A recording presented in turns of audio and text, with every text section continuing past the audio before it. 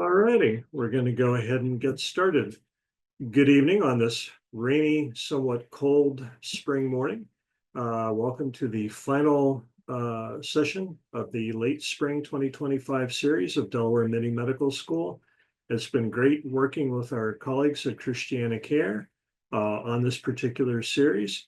Welcome to you, whether you're joining through Zoom or you're watching through YouTube. If you are watching through YouTube, please make sure that you email Nicole Sabine and let her know, and I'll show you her email address here in a second.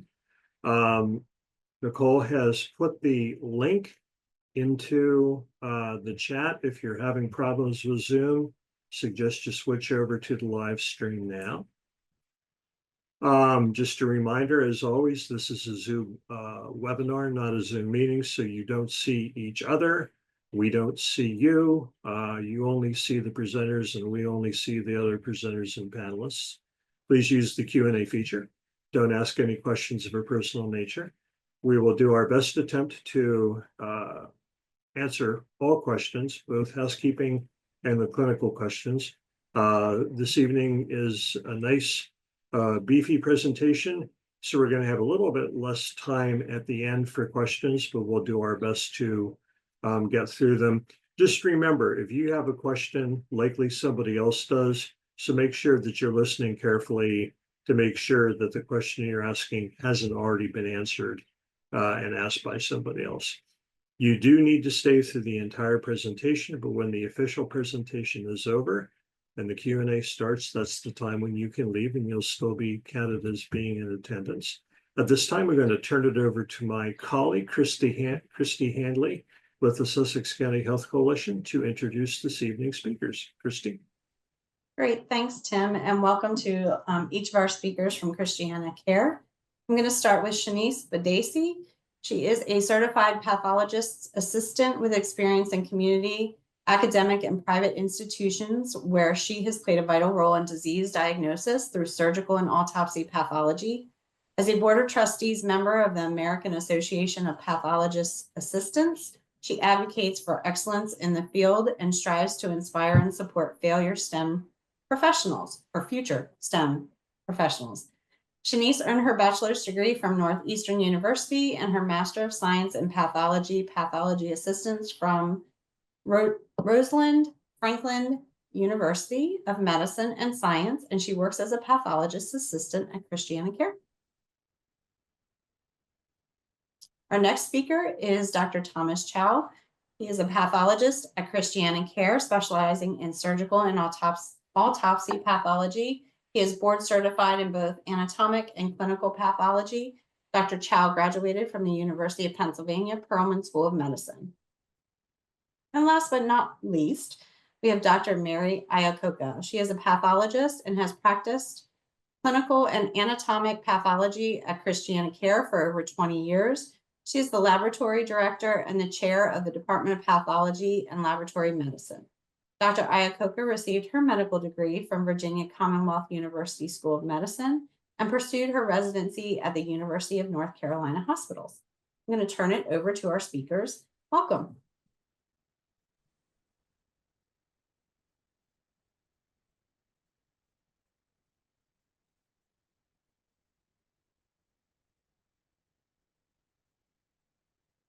Wonderful. Hi, everyone. My name is Shanice Bedassie. Before we get into our case presentation, I just want to kind of give you a little background on how I got to my role and where I'm at today. As mentioned, I got my bachelor's at Northeastern University in Boston for biology. Originally, I thought I was going to be pre-med, and so that was kind of the route I was taking throughout my entire undergraduate degree. I did some internships within microbiology and sports rehab just to make sure that I knew what I wanted to do. I was always interested in pathology, specifically being a medical examiner and doing autopsies, things like that. I thought it was going to be really cool. And then at some point I realized that it wasn't for me personally. I did not want to go to medical school. And so after college, I worked in digital health consulting at a boutique consulting company in New York City to see if research was the way that I wanted to go. And while I didn't have access to a program like this, which seems awesome, and I wish I did, it would have really opened up a lot of doors for me, but I did have access to Google. And I honestly just Googled, what's in the field of pathology that's kind of close to being a medical examiner without the medical degree. And I came upon PAs. I saw it, I started shadowing, and then I just went for it. And I went to Rosalind Franklin. And since then, I have been working in a variety of institutes from the West Coast in California to the East Coast in Boston. And I absolutely love it. And I never turned back. So that's kind of how I got to where I am in my career. I'm going to pass it off to Dr. Chou to explain how he got there.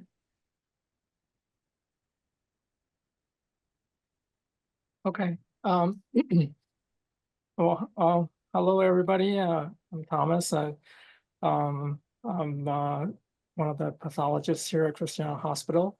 It took me a while to really find my path into pathology, but going back to, I guess, when I was in high school, I really liked school in general. I liked all my classes, but I guess the classes that really excited me were the science classes. I just thought everything, it was just really cool. Like everything made sense and how you could actually predict different, what the outcome would be for different situations just by learning science. And so that was really interesting.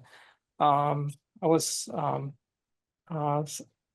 fortunately enough to be able to go to college at Johns Hopkins. I studied biomedical engineering as an undergrad. I think at that point in time, I had already kind of settled in and wanted to be in the healthcare profession.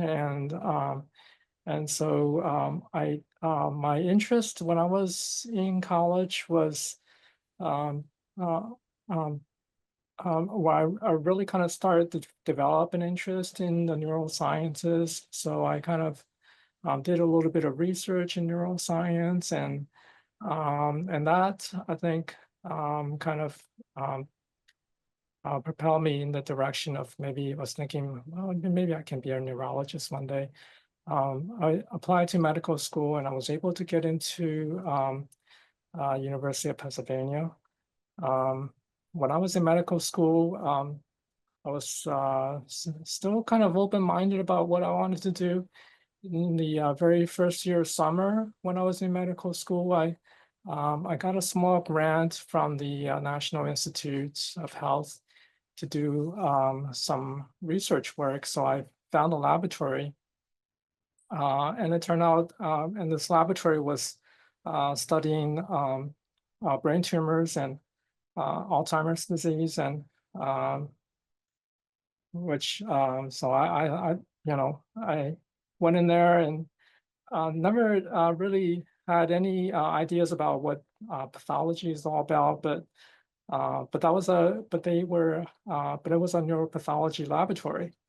So while I was there during my summer, I shadowed the attending who was a neuropathologist, and he when he had some frozen sections, I'll go run upstairs with him. And then it's just a eye-opening experience, and made me think about, well, maybe I should also consider pathology. But that experience led me down to the path of getting an MD and also a PhD in neuroscience. After I graduated from medical school, I actually did a couple of years of postdoctoral research as well. But eventually I decided I wanted to go back to doing diagnostic medicine. I went to residency at University of California in San Francisco. I did my anatomic and clinical pathology residency, and also did a year of fellowship in general surgical pathology. And at that point, I kind of, I really, I was kind of deciding between doing academic or doing clinical, full-time clinical work, but I really enjoyed doing diagnostic pathology. And I think, and that was ultimately what swayed me to decide to go into practice. So I practiced for a few years out in California, and ultimately decided to come back to the East Coast. And here I am. Mary, you want to talk about your? Yes, absolutely. So good evening, everybody. So I also had somewhat of a circuitous route into pathology. I always knew that I wanted to be a doctor from the time that I was younger. My first exposure was my father was a doctor, and I did have the fortunate experience of being able to go on a house call with him when I was young. And that probably meant more to me than anything and directing me to want to go into medicine and be a physician. I was really impressed with his ability to walk into someone's house and see someone in crisis and help them in the moment. And I don't think he realized how impactful that was on my direction. So I always liked science in high school, and I really loved biology. So when I went to college at University of Richmond, I majored in biology and was very happy in Richmond. So I stayed in Richmond to go to medical school at the Medical College of Virginia, and stayed there also for internal medicine. So I started my internship in internal medicine thinking that I would be a primary care doctor and make that same kind of house visit that my dad made. Well, what I didn't realize was that there was this whole other field I had never considered. And during my internship year, I was on vacation with family in Florida. And coincidentally, the wife of the friends that we were visiting, she was a pathologist, and she got called into the hospital.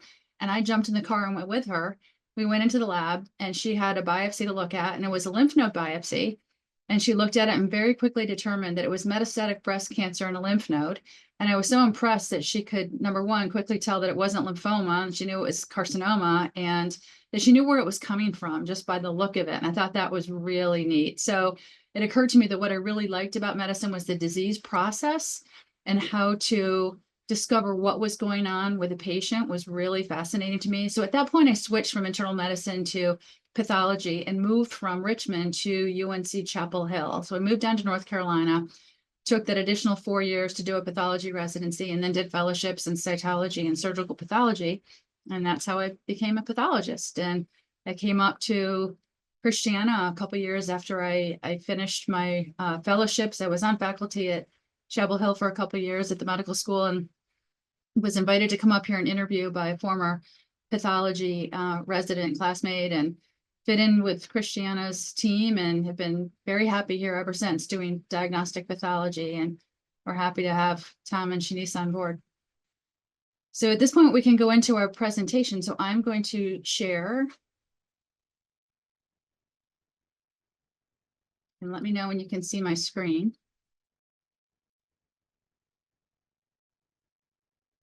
Is my screen visible? You're good. Okay. So this is the curious case of the toothy ovary. I do And- put it in presentation mode. There you go. How is that? Yep, perfect. Okay. So now my screen just went blank. What do There. you see? Yeah, we can see it fine. Oh, you can see it now. Okay. All right. So I need to back up because it advanced. Okay. You see that? Yep. Okay, before we get into the case presentation, I want to just do a really high-level overview of what pathology is. So in general, pathology is divided into anatomic pathology and clinical pathology, where anatomic pathology is, in general, the study of tissue, and we look at tissue under the microscope, where clinical pathology is also known as laboratory medicine, that mostly deals with blood and fluids, and often being tested on an analyzer, some kind of automated analyzer. Anatomic pathology is divided into three main subsections. The first is surgical pathology, which is the examination of tissues that are removed out of or off of a patient. Many of these do come from surgery, but some come from other places like skin biopsies or endoscopies like colonoscopy when people have colon polyps taken out. The tissues we get can be anything from the smallest biopsy, like a tiny skin tag or a tiny colon polyp, to entire organs. If we get prostate cancer, they'll take the entire prostate. Or for breast cancer, we'll get the entire breast with the associated lymph nodes. Sometimes we get more than one organ in a specimen. For example, if someone has colon cancer and it's grown into the bladder, we'll get both of those organs together as a specimen. Cytology is the examination of fluid specimens. The prefix cyto means cell, and so we're literally looking at individual cells or groups of cells on slides. And this often is what we use to look at specimens like the fluid around the lungs, which is pleural fluid, or the fluid in the abdominal cavity, which is peritoneal fluid. We also have the ability to do very small needle biopsies of solid organs and turn those into a fluid specimen because the bore of the needle is so small, we can smear it on a slide. So we can diagnose lung cancer or, something taken from, a lymph node where there's metastasis, and take a specimen out that is essentially turned into fluid, smeared on a slide, and we're able to look at those individual cells and make a diagnosis. Autopsies, that's the third category of anatomic pathology, and that is used obviously to determine cause of death. There's two main categories of autopsies. The first is forensic autopsies, and the second is hospital autopsies. We do the hospital autopsies, so we're looking for the cause of death in a hospitalized patient. For example, did they have a heart attack? Did they have a stroke? Did they have widely metastatic cancer that ended their life? Forensic autopsies are done at the medical examiner's office in Delaware. The main office is in downtown Wilmington.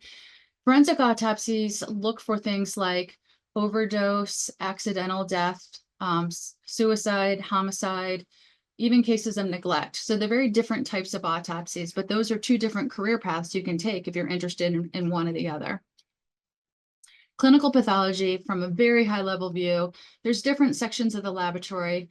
For example, clinical chemistry often looks at things in the blood, such as ions, sodium, potassium, calcium. These are all critically important ions for proper functioning of, for example, the cardiovascular system or the neurologic system. The heart needs certain calcium, values to be able to contract properly.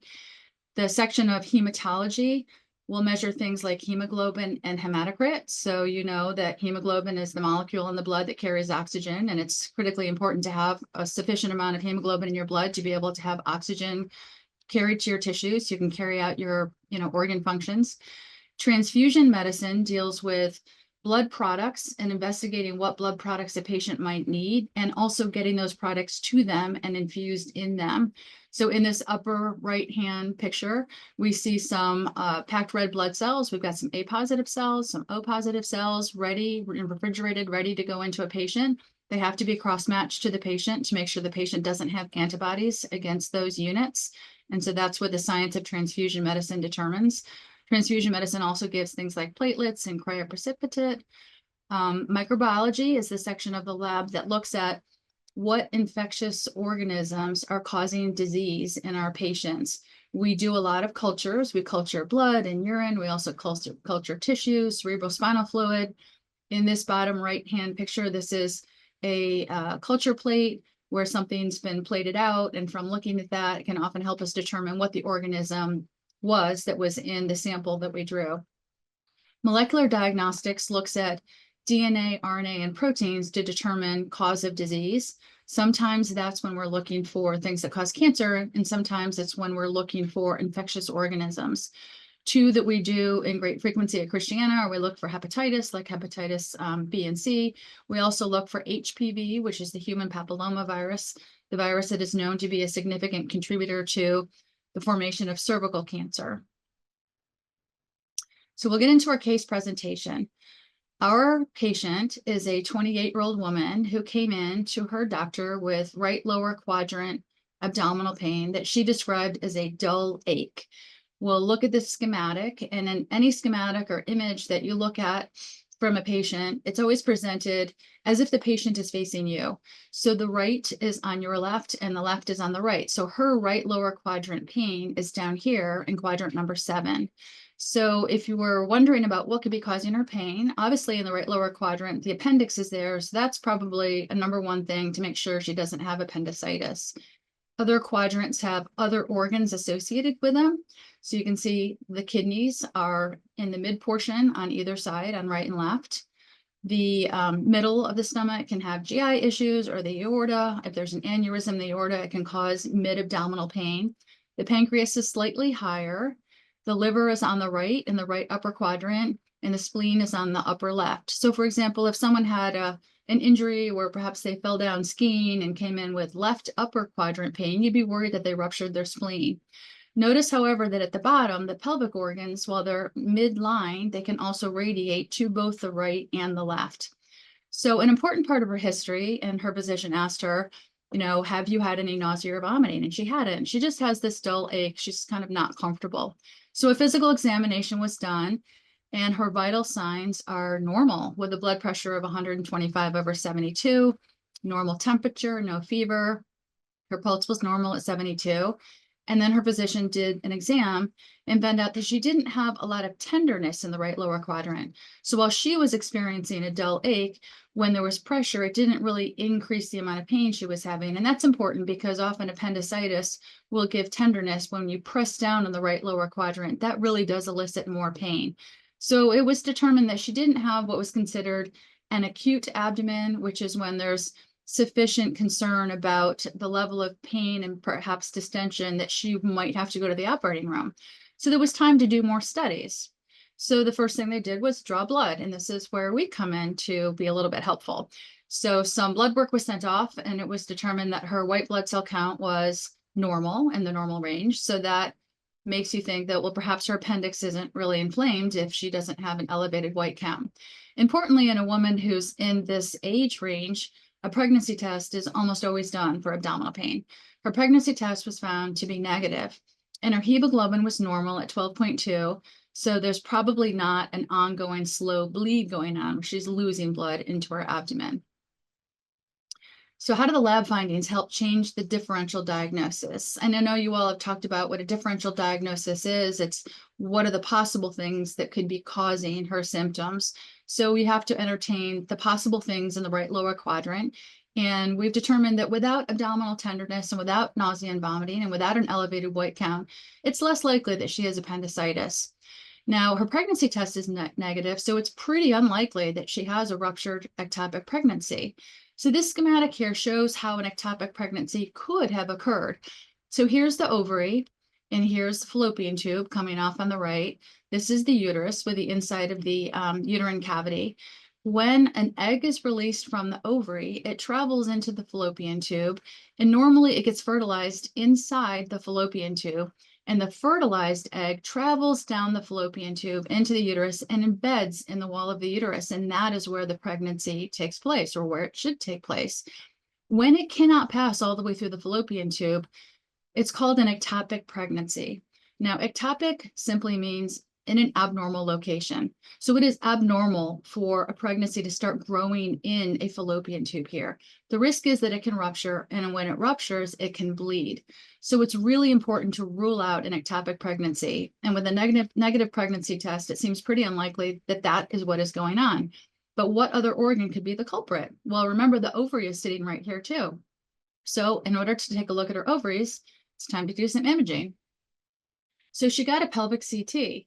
And remember, right is on the left and left is on the right. So this is her right side, and her right ovary is pushed a little bit more towards midline. So here's her right ovary, and it shows a mass that is somewhat solid, but it's also somewhat cystic. So these black areas are cystic content. So it's pretty empty in these areas. But notice this bright white spot in her ovary. This bright white spot has the same density as the bone. So here are her pelvic bones, also quite bright white. So what is this? Well, that's actually teeth. So why would an ovary have teeth? Well, the presence of teeth in an ovary is really strongly suggestive of a diagnosis of teratoma. So her radiologist is very smart, and the radiologist says, well, I think this is an ovarian cystic teratoma. Well, what is a teratoma? A teratoma is a tumor that can grow in the ovary or in the testicle, as well as other places like the mediastinum, that can give rise to any of the tissue types in the human body because it comes from germ cells. Where does that word come from? Well, the prefix tera actually means monster, and oma means tumor or swelling. Why would you use the prefix tera or monster? Well, it's because it's this conglomeration of different tissue types that don't resemble any kind of organ or anything normal, all growing together to form this tumor that'll continue to enlarge until it's diagnosed and taken out. So she has an ovarian teratoma based on the imaging result that the radiologist suggested. So it was time to take her to surgery. So she went to surgery for what is a presumed benign ovarian mass, and they only take out the ovary. The uterus is left in place and no lymph nodes are removed. That's really important because she's young and she wants her fertility preserved. She'd like to have children someday. So with a benign condition like this, you leave in any organ that's not going to be affected. There is over a 98% chance this tumor is benign. So that is the appropriate surgery. The ovary is going to come out. It's going to come to us. It's very important that fertility is preserved because she has another ovary. And that is the beautiful part of having paired organs such as lungs and kidneys and ovaries, is you do have a spare. So the ovary comes out and comes down to pathology. And this is where Shanice will tell you about what she found.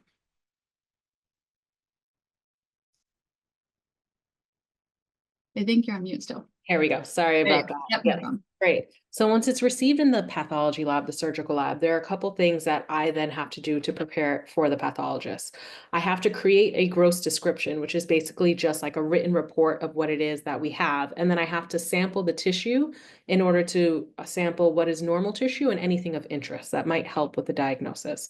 So before I kind of go into what I did, or my colleague did per se, I want to show you on the left side and remind you guys what a normal ovary looks like. And so on the very left photo, you can see a uterus with the bilateral ovaries. And in this photo, I know it's a little hard to see, but they are about 3 centimeters large is what I'd say. And then the middle photo shows the cut surface of an ovary. It's kind of variegated. It's very solid. It'll be yellow. It'll be tan. That's what a normal ovary looks like. Now, what we have on the right is what is received, and I'm going to go more into what that is, but you can see a stark difference between the middle photo and the right photo. Next slide, please. I'm not going to read this, but this is an example of what a gross description is, and this is actually what was written for this case specifically. The gross description is a macroscopic examination, which means it's describing anything that's visible to the naked eye before we get to the microscopic examination. Sometimes a pathologist may not even have photos. In this case, we do have photos, but sometimes they may only have that gross description and the glass tissue slides that have that microscopic image. And so it's very important that this description has a lot of descriptions, and it has to have your size, your color. It should have any orientation, any landmarks. We also talk about texture. All of these things can help create a picture that is easier for the pathologist to make a description and a diagnosis. So next slide. This is the external view. So this is what we kind of heard about on the imaging. We have this huge ovarian mass, which is about 15 centimeters. And that is 5 times the size of a normal ovary. So that's something that is obviously indicative of some type of process. We also do see that it has an incision on the left photo, and that shows that it's not completely solid like the normal ovary I showed you.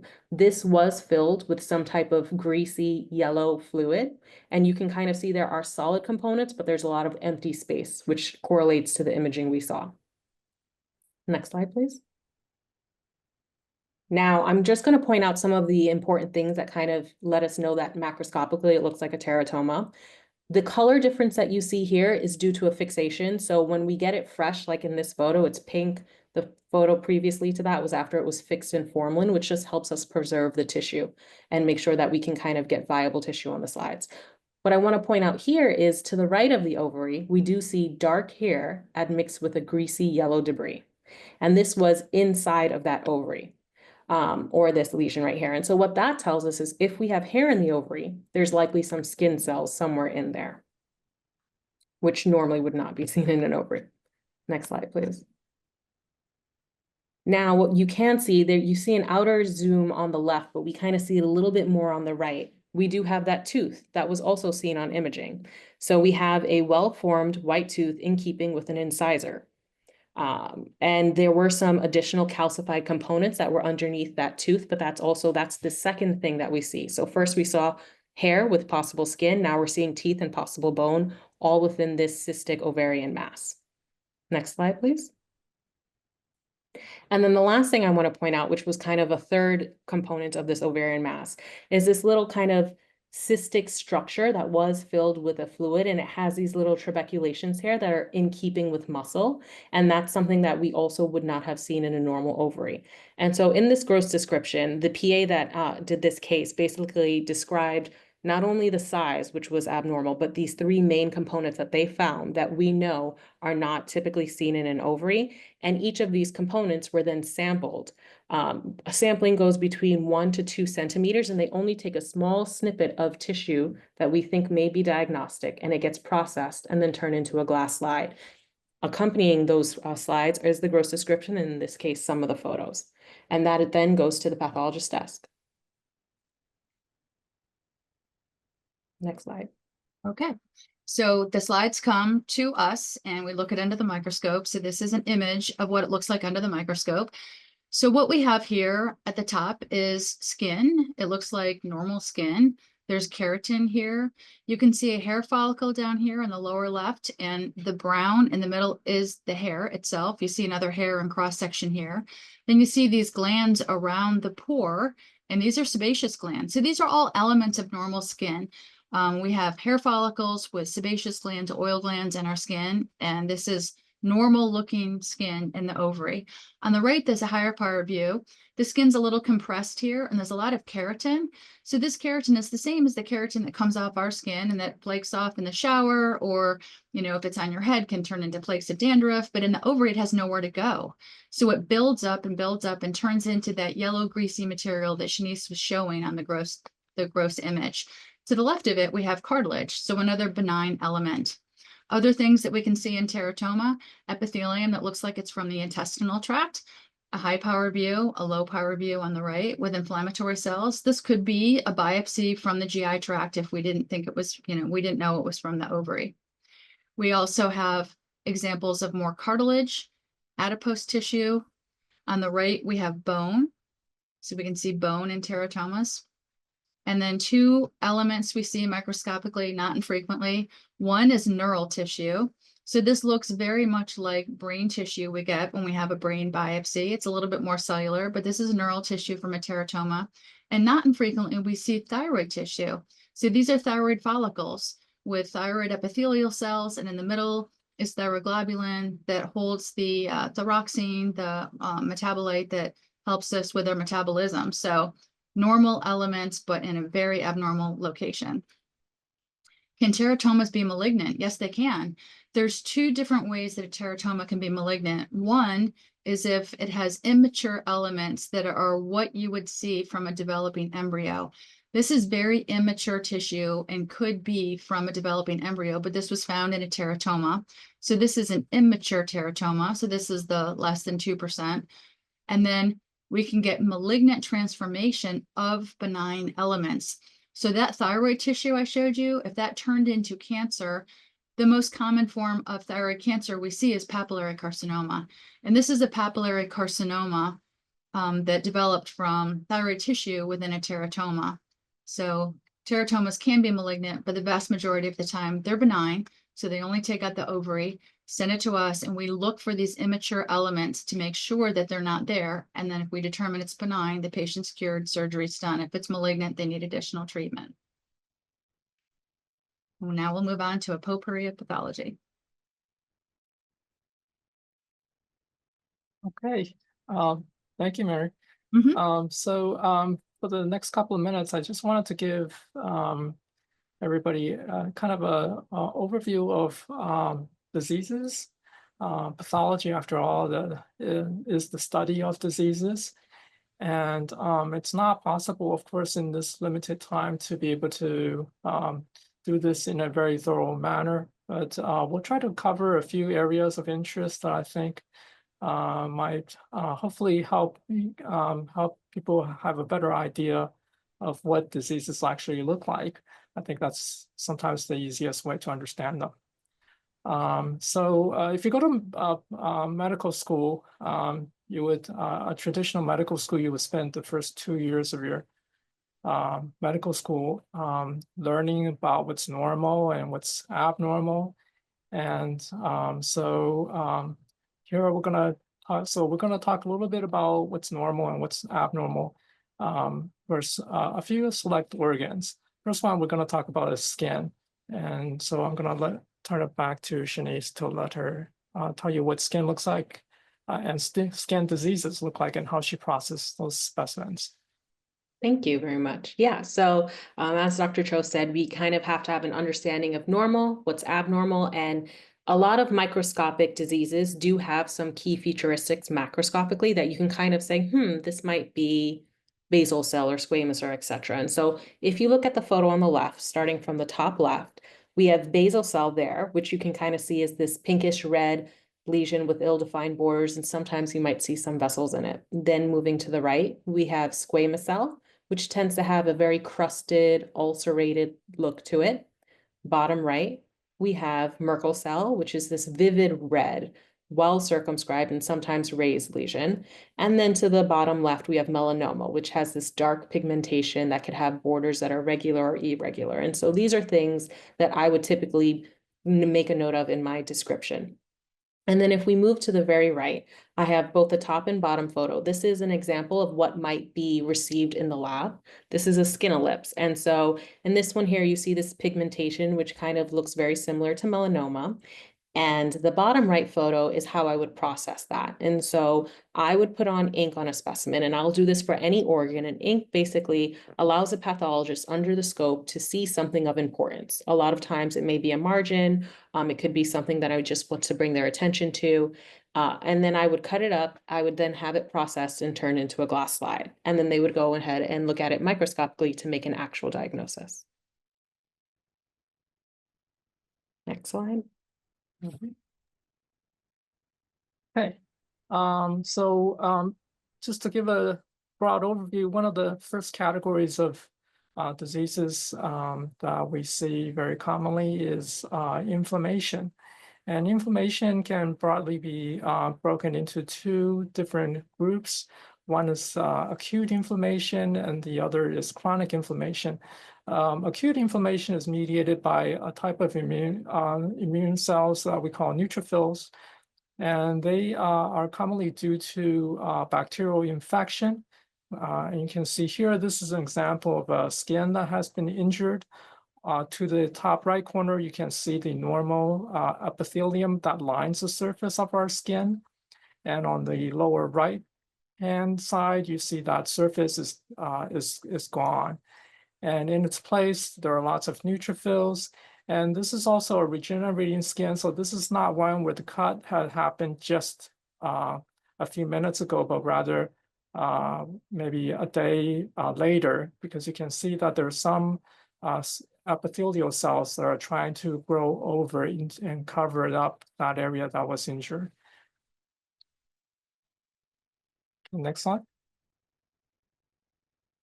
So chronic inflammation, this is a biggie. This is something that most people don't know very much about, but in medicine, a lot of diseases, chronic diseases are in some way, in one way or another related to chronic inflammation. Chronic inflammation under the microscope, what that looks like is a bunch of lymphocytes. And you can see here in this section of the skin, unlike the previous ones that we've seen, it's very busy. In the lower part, beneath the epithelial surface, there are lots of lymphocytes. And then even up towards the surface, on the skin surface, we're seeing lymphocytes in a lot of different places. So lymphocytes typically are thought of as immune response cells to viral infections. But like in chronic diseases like arthritis, and even in more common things like heart disease, diabetes, they've been implicated in those disease processes as well. And so it's an area that we don't really know very much about, but a lot of research is being done to try to understand what is the relationship between lymphocytes and chronic ailments that affects, a large portion of the population. Next slide. Okay, and then next comes a category of diseases that are called tumors. And tumors can be divided into either benign or malignant category, where malignant is basically what we mean when we say somebody has cancer. Benign tumors is distinguished by the fact that these tumor cells, they grow, but they do not invade or spread into other parts of the body. So this is an example of a skin tumor that's very common. It's one of the most common skin tumors that affect people. It's called seborrheic keratosis, and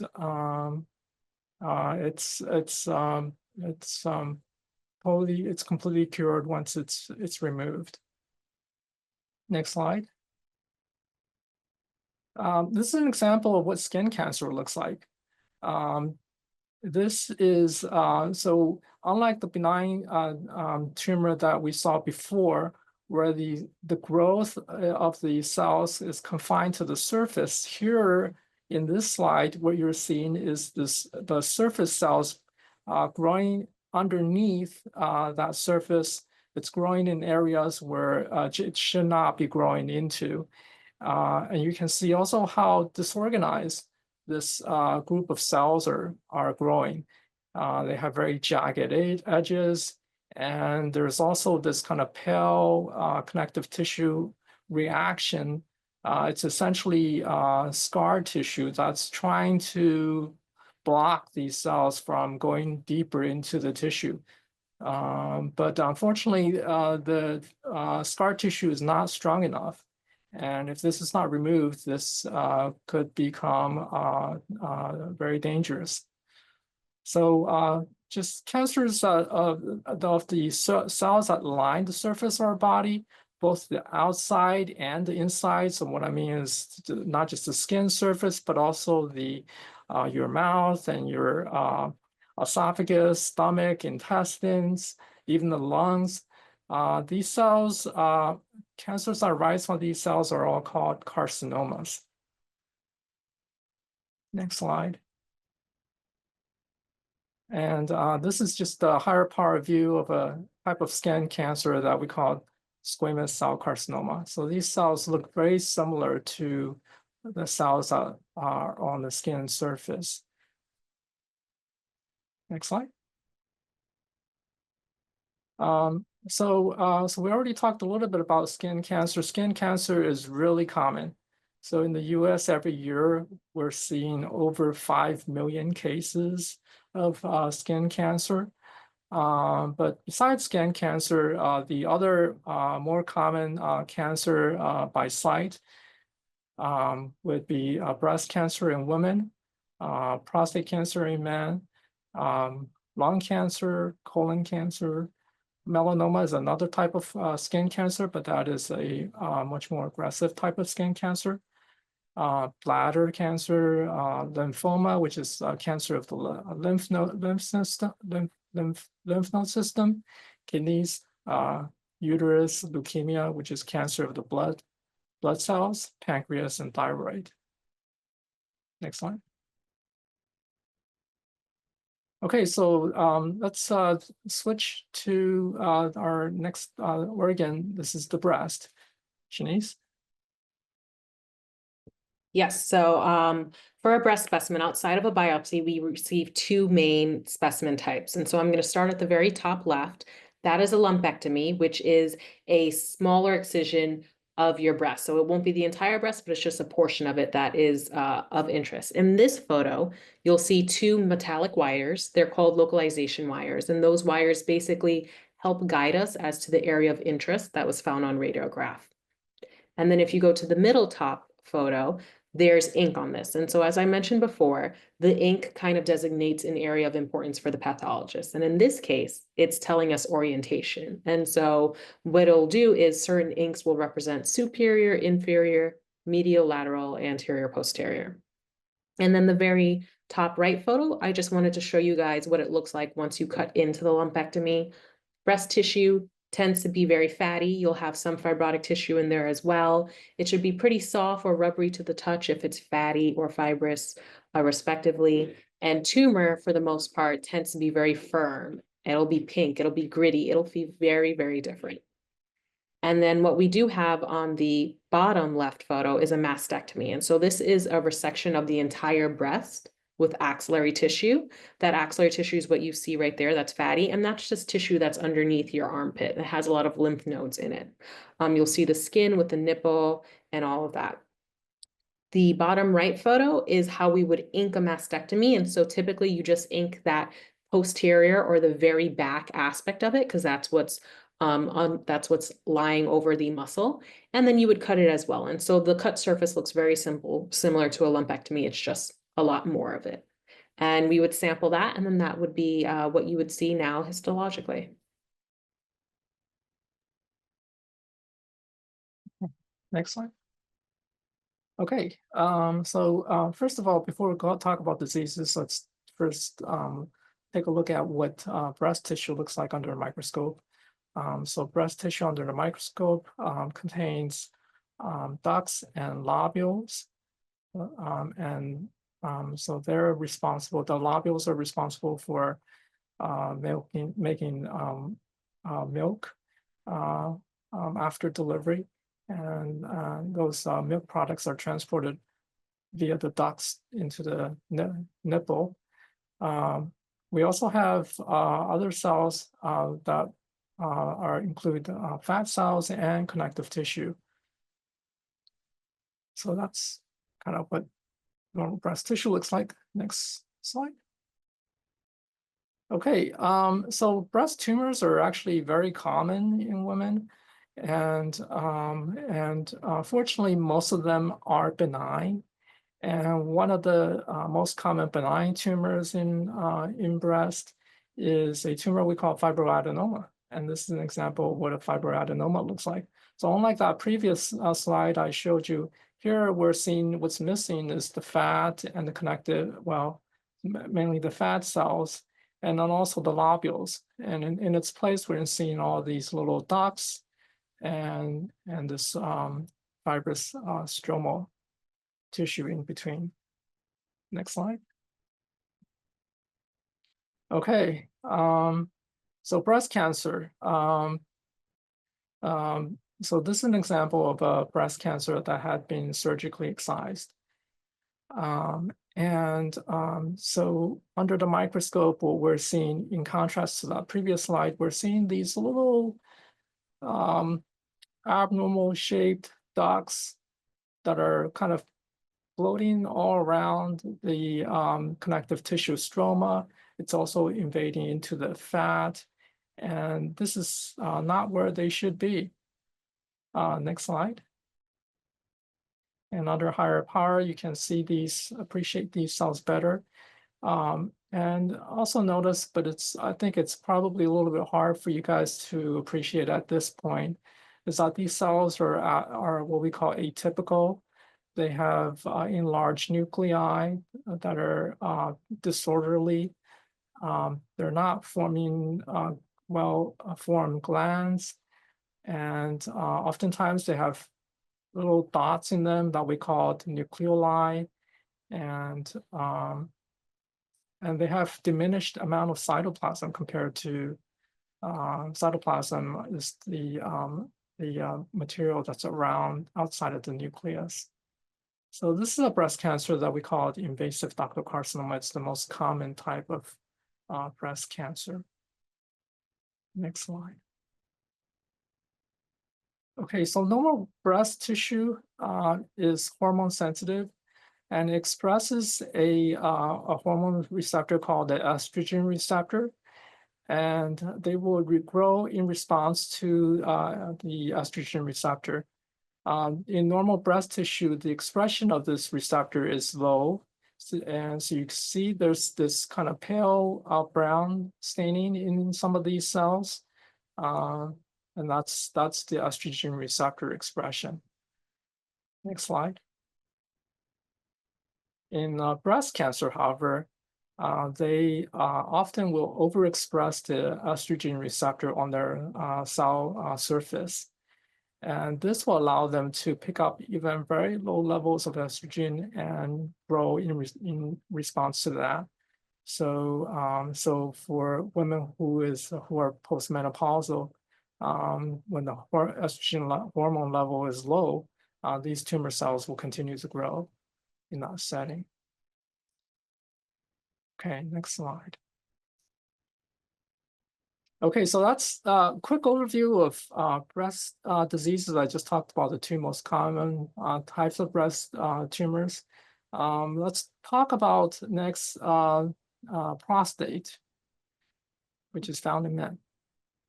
Great, thank you. So I just wanted to give you guys an idea of where the prostate is, just because it is a lesser spoken about organ, but very important. And so if you look at the top left, you'll see the bladder, which is that red kind of balloon shaped organ. And then right below that, which is like a golden yellow, is the prostate.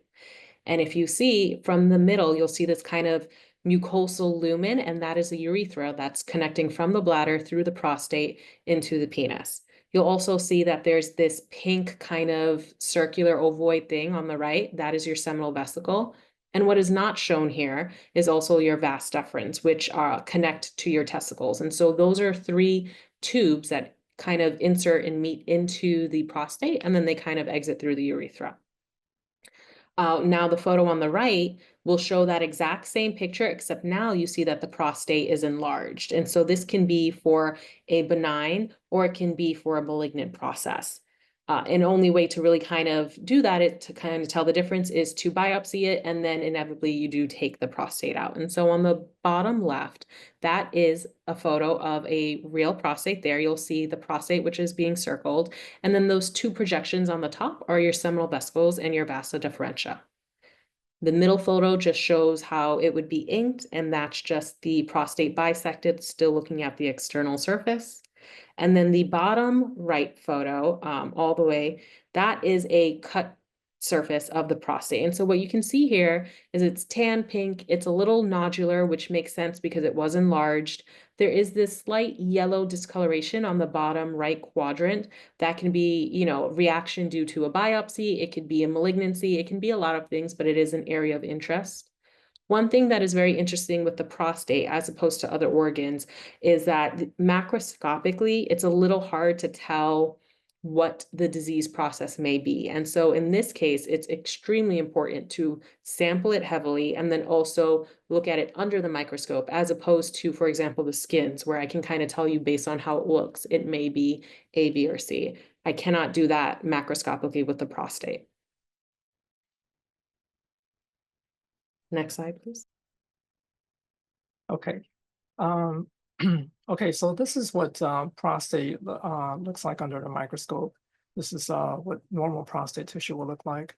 It's made of a lot of glands, and these glands produce a fluid that basically becomes semen, and so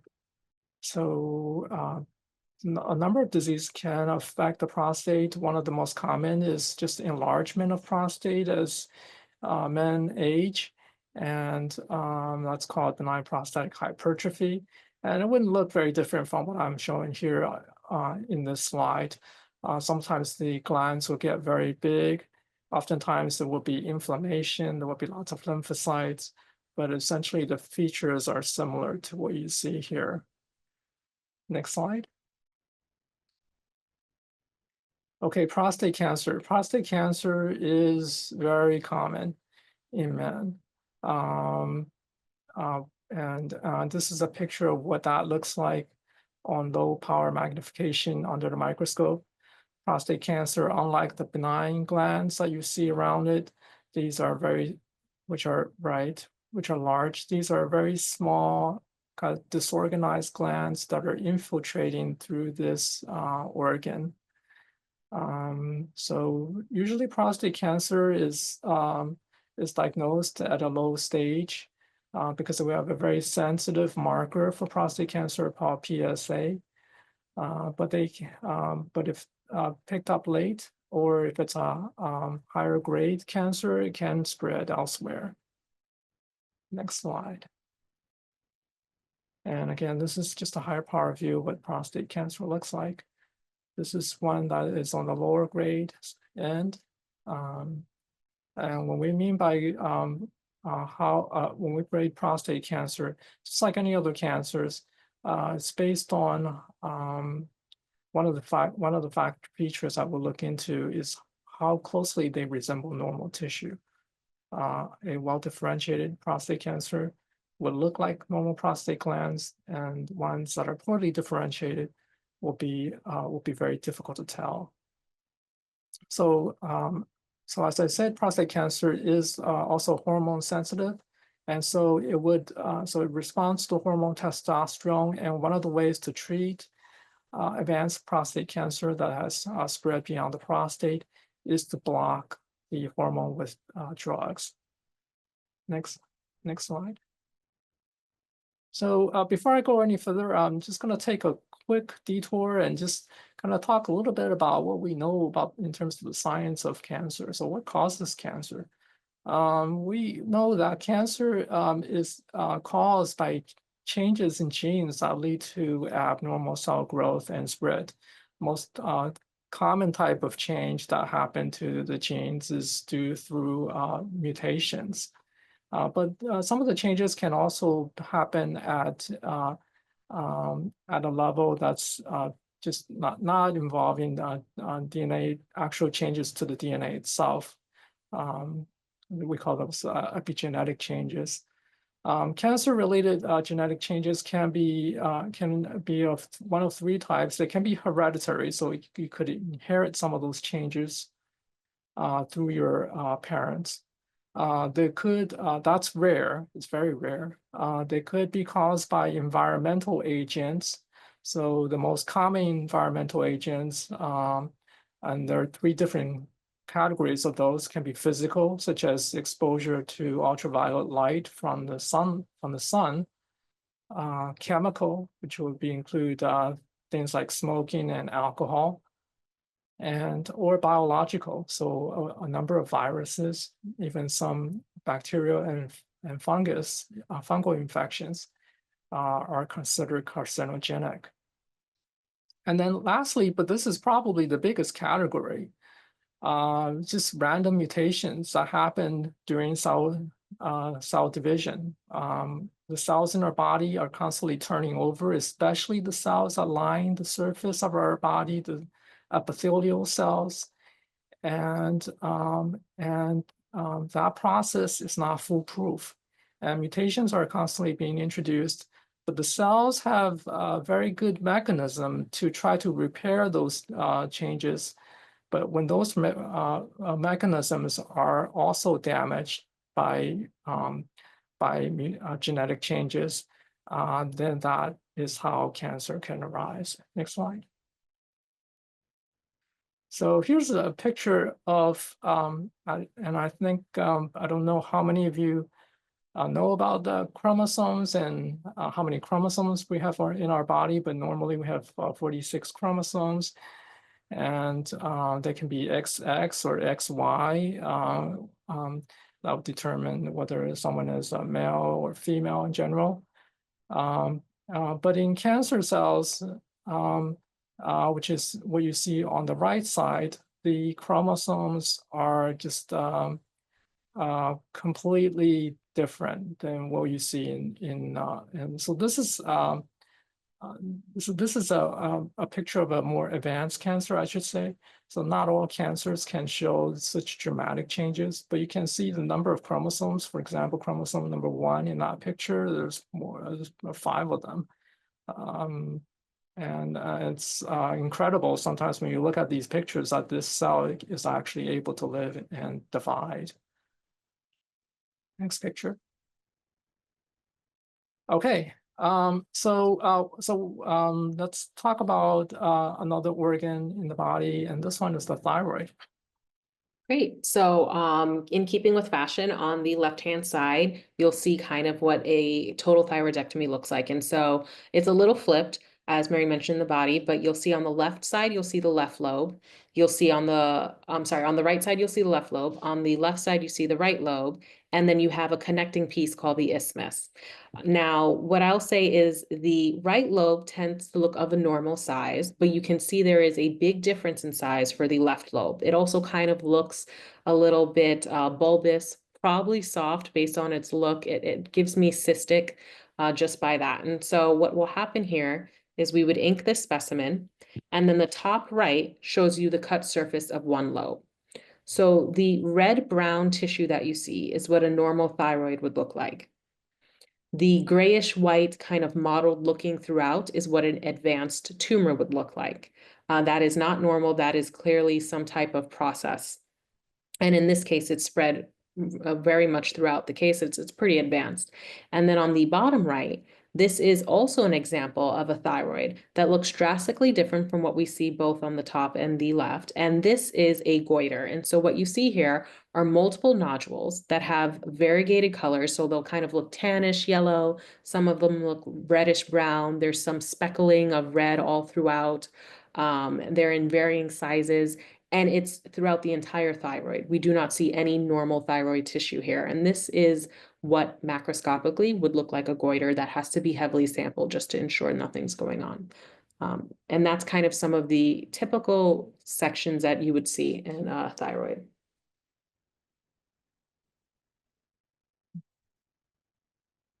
Okay, so thyroid is, for those of you who don't know where it is, it sits right beneath your Adam's apple, and it's usually it's very difficult to feel it's there at all, but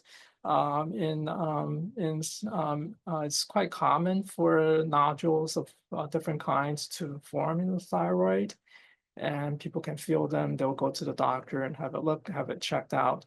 One of the most common causes for having bumps in your thyroid is a condition called goiter, as Shanice had talked about, which is basically caused by iodine deficiency. The thyroid makes a thyroid hormone, and in order to produce that hormone and secrete that hormone, it needs iodine, which is an element that we take in through food. And when there's iodine deficiency, that material cannot be produced. The thyroid hormone cannot be produced and released. And so the thyroid just gets bigger and bigger. And here you're seeing all these big islands of colloid basically stuck there because they can't be secreted into the body. Next slide.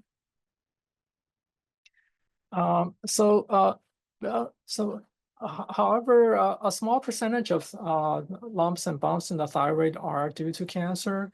Obviously, we don't want to be cutting every lump and lumps from people's thyroids because most of them would be benign. And so one way that we can try to figure out which ones need to undergo surgery and which one can just be left alone is through a process we call fine needle aspiration, which is a minimally invasive technique where you just basically use a needle that's used to draw blood to try to aspirate some of the cells out. And here you're seeing a picture of what that looks like under the microscope.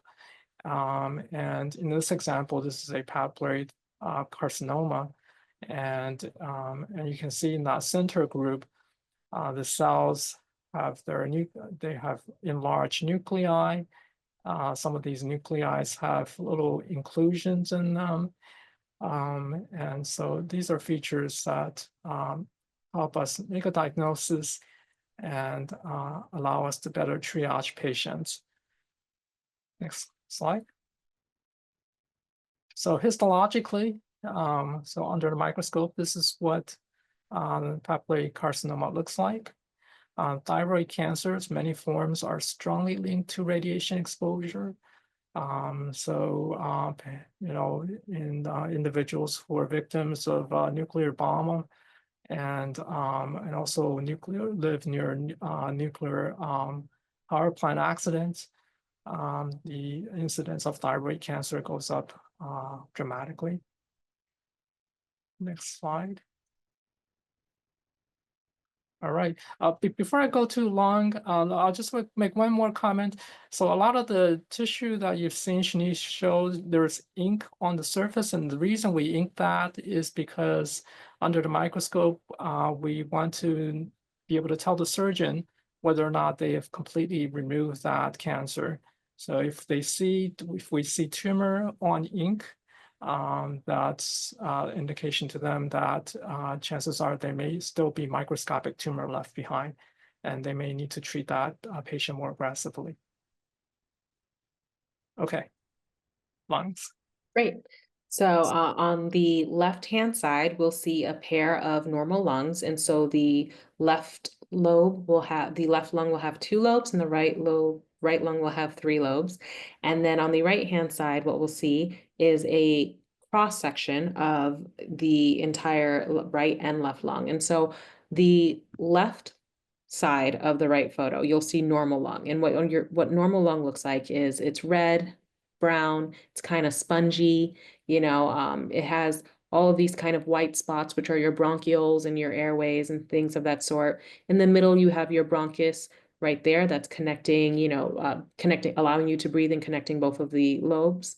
And then what we'll notice on the bottom right is this kind of polypoid, cauliflower-looking white lesion. And that right there is an area of interest. It looks dramatically different from the rest of the lung. It could be firm, it could be a little soft. In this picture, it looks like it's a little firm. And that right there is a tumor of interest that you would heavily sample. All right, so obviously that picture was from an autopsy case because that's both the right and left lungs. So lungs, let's just take a look at what it looks like under a microscope. Lung tissue is made of branching airways, blood vessels, and what are called alveolar sacs. And right. So it's almost like bunch of like tree branches, the airways extend into the lung tissue, eventually forming these alveolar sacs. Next slide.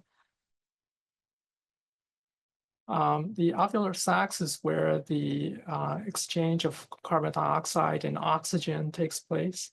And they're lined by very thin layers of cells with little capillaries that traverse between them. And that's how, through diffusion, oxygen gets into the blood and how carbon dioxide leaves the body. Next slide. Okay, so tumors of the lung can come in many different types. One of the most common ones that when people see them on chest X-ray is actually due to infection. And this is an example of a type of an infectious tumor, a pseudotumor, I guess some people will call it. It's a type of tumor we call the granuloma. And it's basically an inflammatory response to lung infection.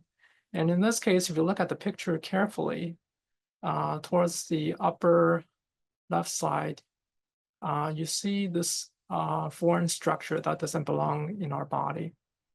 And it is essentially, it's a fungus that has been inhaled into this person's lung, and and the body has noticed that it's being invaded by this fungus. So it's generating this enormous inflammatory reaction to try to get rid of it. But notice how big that yeast that spore is. It's much bigger than the immune cells in our body.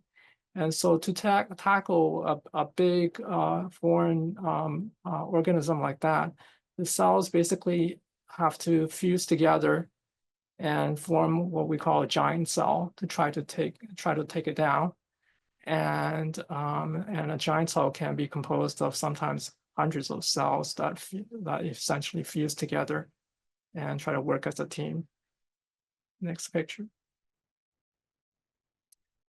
This is a special stain that we use to highlight these organisms. And in this case, this is an organism called Coccidioides.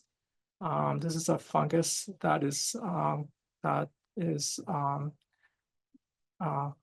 found commonly in arid climates in the southwestern parts of the U.S. And it would float around in the air, and when it gets breathed in some individuals, they would grow and multiply and cause this type of lung infection. Next picture. Next slide. Okay, next, let's take a look at an example of what lung cancer looks like under a microscope. So lung cancer is the deadliest cancer for both men and women, even though it's not the most common. It is strongly linked to tobacco smoking. In this picture, what we have is lung tissue on the left-hand side of this picture. And on the right-hand side of this picture is a tumor. And let's take a look at higher power to see what kind of tumor it is. Okay, so this is what we call the poorly differentiated tumor. You can see obviously it doesn't resemble in any way, shape, or form what normal lung tissue looks like. This is a type of lung cancer we call small cell carcinoma. It is very aggressive, and unfortunately, even with the best of treatments, most patients will succumb to this cancer. It is strongly linked to cigarette smoking. Pretty much anybody who's came down with small cell lung cancer has been exposed to tobacco in the past. Next slide. Okay, so in terms of cancer death by different sites, I already said lung cancer is the most common. And this is followed by colorectal cancer, pancreatic cancer, and then breast and prostate. So, so they're actually lower down. So, so different types of cancers from different parts of the body, they are not all the same. Some cancers are more aggressive than others. And the job of the pathologist and what we do spend a lot of time is to try to help the oncologist know what type of cancer they're dealing with and how aggressively it needs to be treated. Next slide.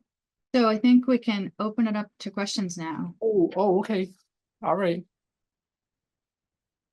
All righty, if you want to go ahead, let's leave this most common sites of cancer up. That's a good slide for a backdrop. So we do have a lot of questions, and I'm sure more will come in now that we opened it up. Is a mole considered to be a melanoma? Are some moles melanomas and some not? If so, how do they become a melanoma, or how do they grow like that?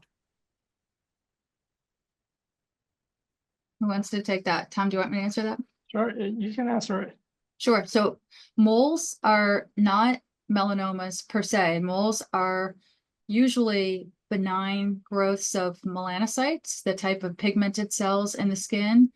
And majority of moles do not become melanoma. It is possible for a mole to transform into melanoma. Melanomas can also arise de novo without the background of a mole, just, in the skin.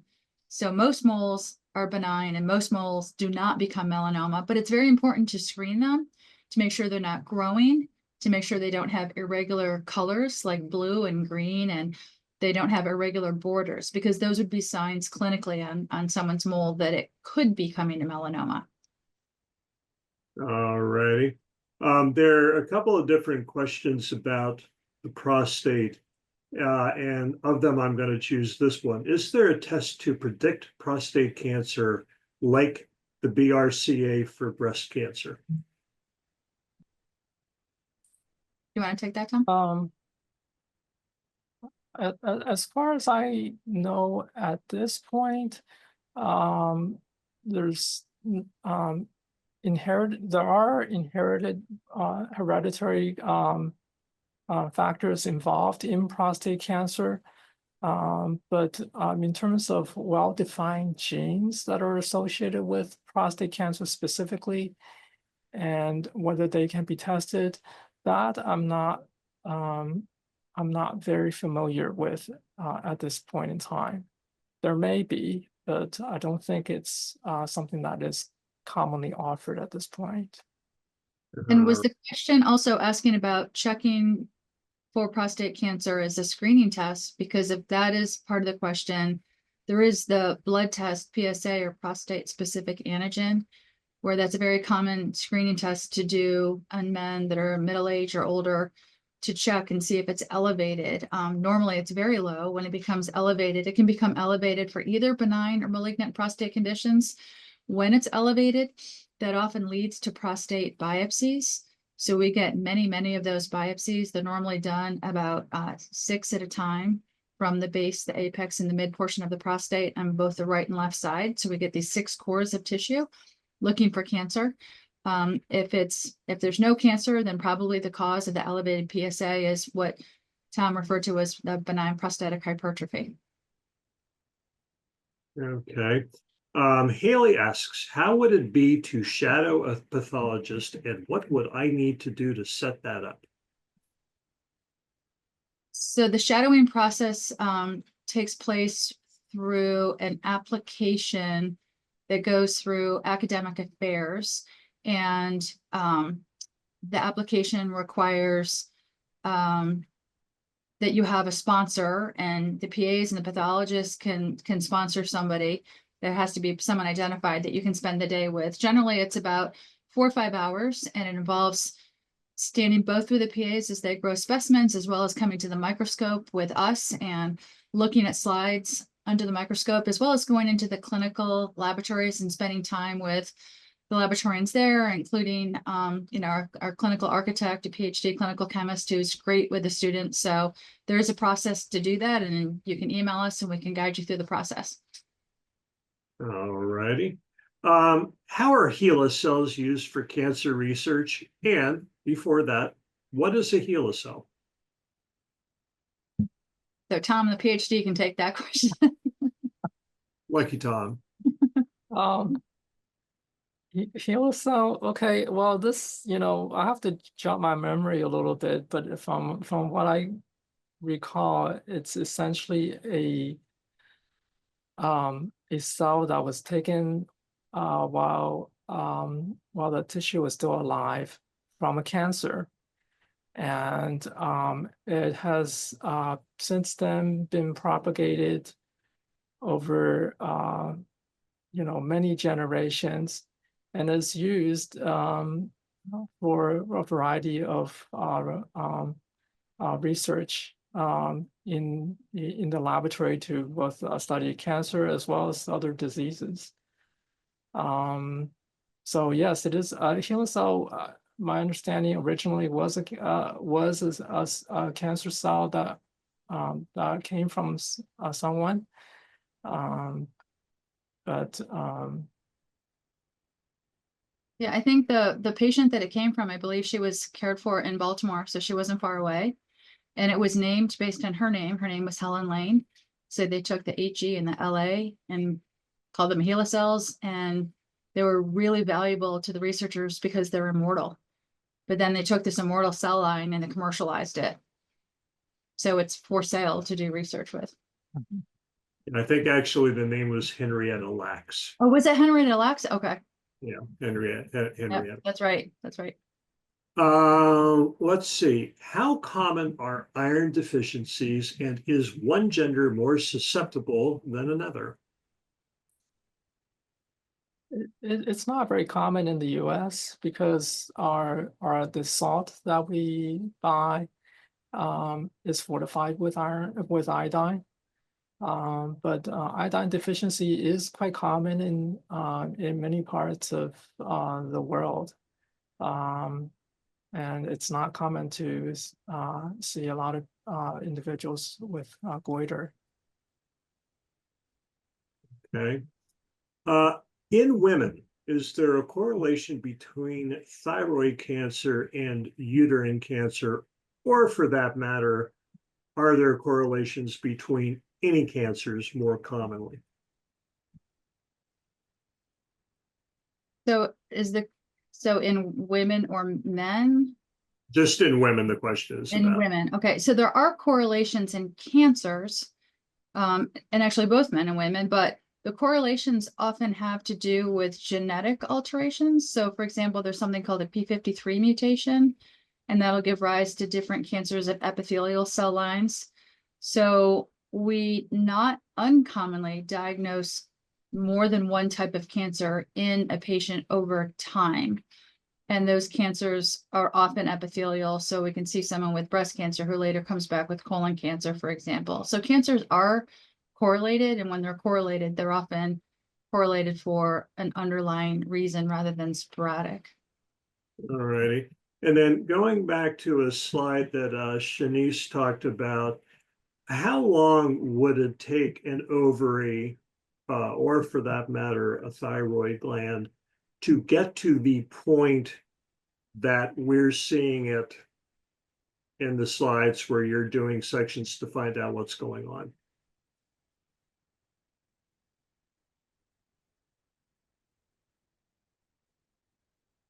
Shanice? Oh, so we're saying the question is how long it would take from, I guess, the point of concern from the patient to when it's on the surgery. I'm not quite sure how long the patient may be having, for example, the ovary growing. I think either Mary or Thomas would be better at answering that. If you're talking about in terms of the time it takes from when we receive the specimen in pathology to when it arrives on a pathologist's desk as slides. I think the question is, how long does it take for that kind of tumor growth to occur from the first day that you've got your first tumor cells to when you're seeing, Oh, Like tumor? from I a centimeter see. to a 15-centimeter ovary, like how long does that take? It varies. It really varies because, a lot of this process for cells to turn cancerous takes time. Sometimes when, for example, when we talk about cervical cancer, from the time when we first see precancerous changes in those cells to the time that it turned into, a bona fide cervical cancer can take decades. But since we do a lot of cervical cancer screening, we can sometimes pick those precancerous cells out at a very early stage. But some, but for other cancers, it's more obscure because it's very difficult to get that information. But, it takes multiple steps, multiple hits for cancers to develop. And sometimes it's just a matter of luck, how many of those hits happen along the way. Right. And in And general, and a compelling reason for having routine screenings. yeah, and in general, benign tumors grow more slowly than malignant ones as a generality. So like in a benign ovarian cystic tumor could take years or a decade or longer to really cause a significant noticeable mass that the patient comes in for. But there are malignancies that grow very, very quickly. And one that is notorious for growing very fast is a high-grade lymphoma. So if someone has a mass in their neck that suddenly becomes very, very large, the risk is that it's malignant. All righty. Are there medications that treat prostate cancer?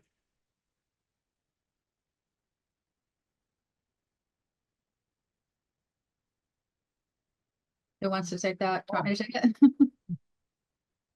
So as Tom indicated, a lot of prostate cancers are responsive to testosterone. And so anti-androgen therapy is one of the mainstays of treatment of prostate cancer. And because prostate cancer is responsive to testosterone, another way to treat it is to do an orchiectomy and remove the gonads to prevent testosterone from being made. That would, possible treatment. There's also chemotherapy and also radiation can be used to treat prostate cancer. When Sure. prostate cancer is metastasized to the bone, which is one of the sites that it commonly goes to, radiation is often the treatment given. All righty. So here's a question right from the pages of current news.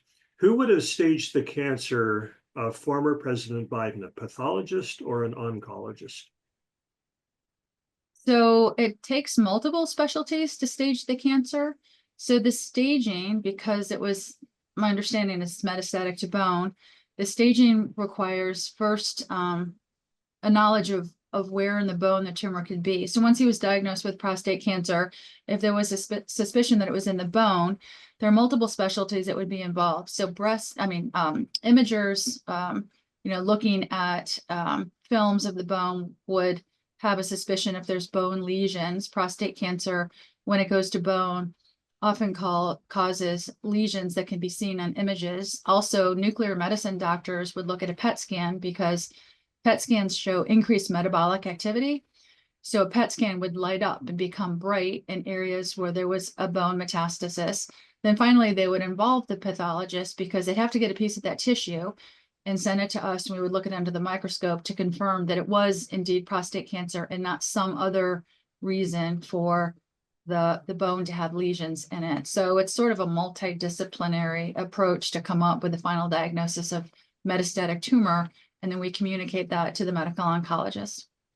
All righty. We do have more questions that we're going to have time for, so I'm going to pick and choose the last couple.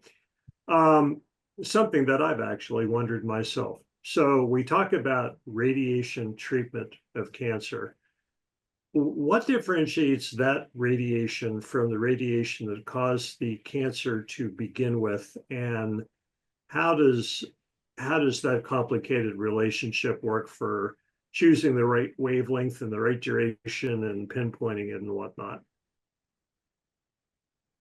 So that's kind of out of our field of specialty. The people who give radiation are, a different medical field, but in general, radiation is effective at treating cancer because when cancer is growing, it has to be mitotically active. The cells have to be dividing. When a cell is dividing, that is when it's at most risk for being killed by an agent like chemotherapy or radiation therapy. So the radiation doses that they choose and how they target a specific point in the body are put into protocols that they've used over decades to determine the most effective dose, site, method to give it to be able to influence that particular type of tumor cell. Some of it is external, some of it is internal. You can have radioactive seeds that you implant in organs that cause radiation decay over longer periods of time. But it's based on the protocols and the studies they've done over long periods of time to determine what's the most effective way, dose, and method to deliver it for a certain tumor type. Right. All It right. really is a double-edged sword, and it's essentially the same thing. When the radiation is creating cancer or it's killing the cancer cells. And so, for example, when they treat thyroid cancer, they don't use external beam radiation in general, but instead they use iodine, that is radioactive iodine. So they get selectively concentrated in the thyroid so that it's damaging those cells only.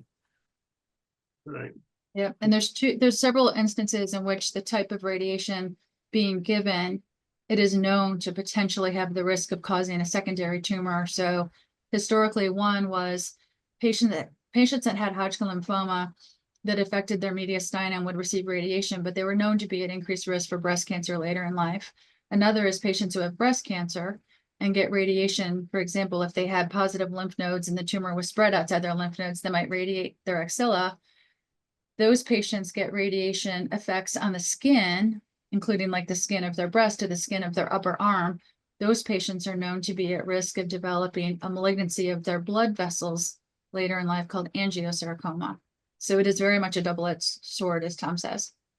So all about the risks and the benefits. All righty. Going back to the title for this talk, last question.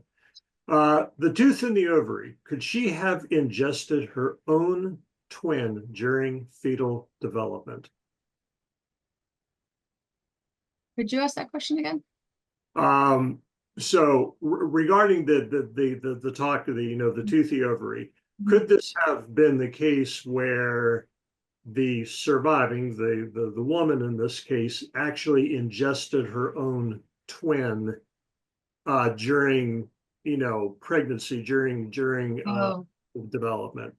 gotcha. So when that happens, when there is a twin pregnancy and one of the twins dies and it becomes, enveloped, that takes place in the uterus itself, not in the ovary. So the tooth would have been in a different place, but teeth don't grow in babies until they're about 6 months of life. Like that immature tissue was always there. That's where the germ cells grow, but there isn't a tooth in a very immature fetus in a pregnancy. So that there is a concept that a fetus that has died can be, absorbed by the other twin, but that would be in the endometrium and endometrial cavity, not in the ovary. Right. All righty. Well, I'm sorry that we can't get to all the questions, but this has been fascinating.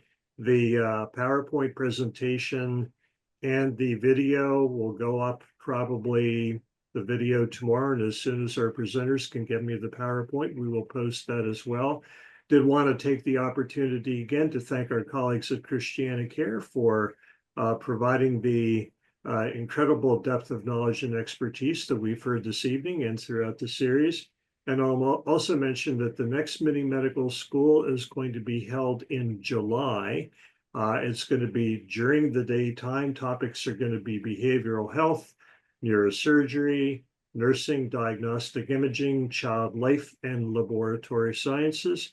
Thank you all for sticking in here with us, and hope we see many of you in the summer session. Have a good day. Bye-bye. Thank you. Good night.